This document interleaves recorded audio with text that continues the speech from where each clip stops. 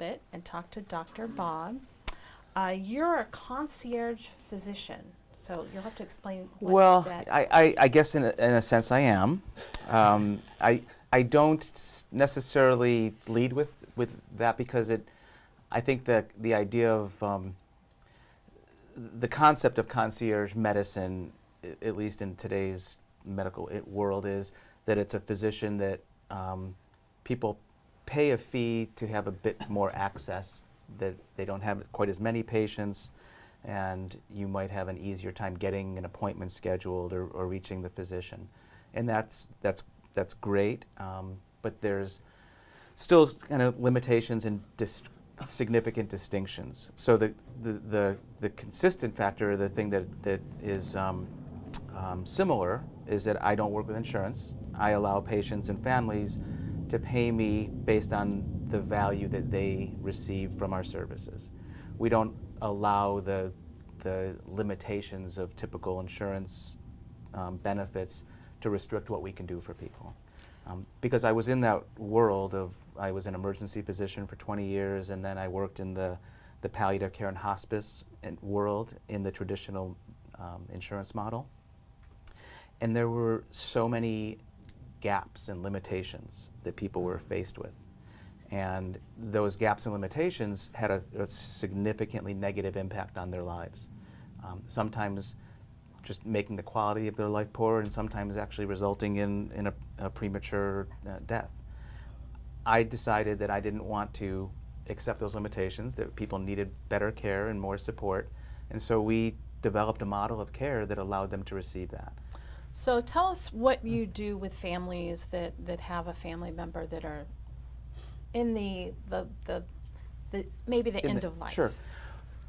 Well, we work with people who are, there's a few groups of people that we work with. We work with people who are elderly, frail, need more support in their home, and their families don't want them to have to leave home to get the care that they need, or they can't leave home. Some of those folks may just have some dementia or other conditions that just challenge them. So we'll go in and do primary care and provide whatever support is necessary until things change, and then we help guide them gently out when it's their time, just supporting the family in making those decisions. We also work with people who are not necessarily at the very end of life, but they're dealing with complex illnesses. I'll give you an example of someone I saw yesterday. It's a 93-year-old woman who was doing fairly well, living with her son and his family for the past 15 years, but she was able to get around on her own and had a pretty decent quality of life. And then she was in a car accident about 2.5 months ago, and she had a broken neck. She had what's called a C2 fracture. So it didn't paralyze her, didn't cause any spinal cord injury, but she's now in a cervical collar, and she was in the hospital for a few weeks, sent to a rehab facility, a nursing home, and then was doing well enough to go home. But at home, she developed an infection, and it was hard to treat it, so she ended up back in the hospital where she's been for 3 weeks.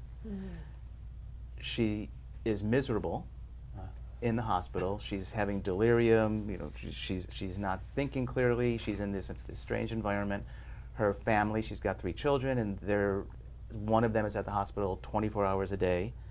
And they're now getting pressure from the hospital to discharge her because she's medically stable. Right. But she still needs more care. The family is trying to figure out what's the way to give her the right kind of care, the right kind of support, and they're doing their best. They're trying to figure out all the pieces, which might include home care, nursing, what equipment do they need, how do we manage her medical problems, how do we make sure that if something changes that we don't have to rush back to the emergency room.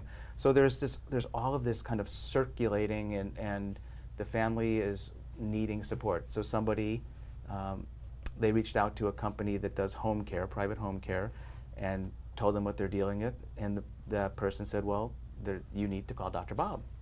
And that's kind of how it happens. My practice is so different and unusual that not many people yet know about it, but those who have experienced what we do will often recommend it to those who are looking for those kinds of solutions. Yes. So they contacted us, and within 2 hours, my nurse and I were at the hospital meeting with the family, with the patient. The hospitalist came in, and I'd interacted with him before, and he's trying to help coordinate her discharge and make sure she's safe when she goes home. And he looked at the family and said, she either needs to be in a nursing home or she needs to be at home with him taking care of her, because that's the level of care that she needs. And I wanted to highlight something that you said. Here's the crisis, right? And now she's been in the hospital for 3 weeks. What about the bills during that time? What about the mail that's accumulated? What about the Christmas cards that might be coming in? You know, so just consider that that's a great example of why you definitely want to have a backup plan ready before the crisis occurs. Right. Well, and that's the problem is there's these huge gaps that exist in the healthcare system. Most people aren't aware of them. Most people assume that when things get to this point, when these complex issues develop, that the system will support them and things will magically appear. And it doesn't. It doesn't. But they don't know about the gaps until they're already in them. And then they're looking around and thinking, how did I get here? And what do we do? Because it is all the decisions that need to be made are overwhelming, and they often need to be made fast. We're talking with Dr. Bob Uslander, who is I'm a concierge palliative care physician. there you Really, go. that's the way to. That's Okay.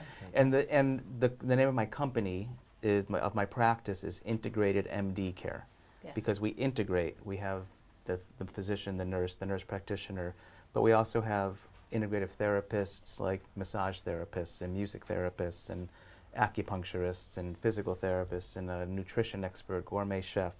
Our goal is to try to really improve the quality of life for people who are in the later stages of life, and that includes helping to support them through the last days of life and make sure their transition is as supported and comfortable as possible. It's a great service. It is. The visual I just got was being on a cruise for your last several weeks of life. I've thought about a palliative care cruise. That's a I've good thought visual. about doing that. I Right? used to be a ship physician, but I think I've thought about doing it a different way. Let's talk about that. Yeah, I we'll think talk it's a great about idea. that. We Yeah. just have a couple minutes left. I do want to ask about last year, California enacted a new law allowing patients to make a decision to end their own life. Right. Tell us a little bit about Yeah. what that is and who qualifies and Sure. what you do to help that. So June 9th, 2016, the End of Life Option Act went into effect here in California. The similar laws have already been in effect in Oregon and Washington for a number of years, and now in Colorado and Vermont. And essentially, an adult resident of California with a terminal illness who is competent to make decisions can request a prescription from an attending physician for a medication that they can take that will allow them to end their life peacefully. And interestingly, back when I knew that the law was about to take effect, I'm in support. I fully support people being able to be self-determining and to choose the time and place and manner of their death when they're dying. And I assumed that other physicians would support their patients, the patients who qualified. And as it turns out, very few physicians were comfortable doing that. Either they were uncomfortable from a moral standpoint, they felt that it was going to take too much time away from their normal practice, or they work for an agency or organization that won't allow them to do that. So I've been honored actually to support a number of people over the past year and a half through this process, helping them understand the process, understand how to address it with their families and get the support that they're looking for. And I've been with a few dozen patients who have actually taken the medication and had an incredibly peaceful end of life, which has really been an incredible blessing. Yeah. Wow. So thanks for pointing that out. We just heard from Dr. Bob Uslander. His website is just that, drbobuslander.com, drbobuslander.com.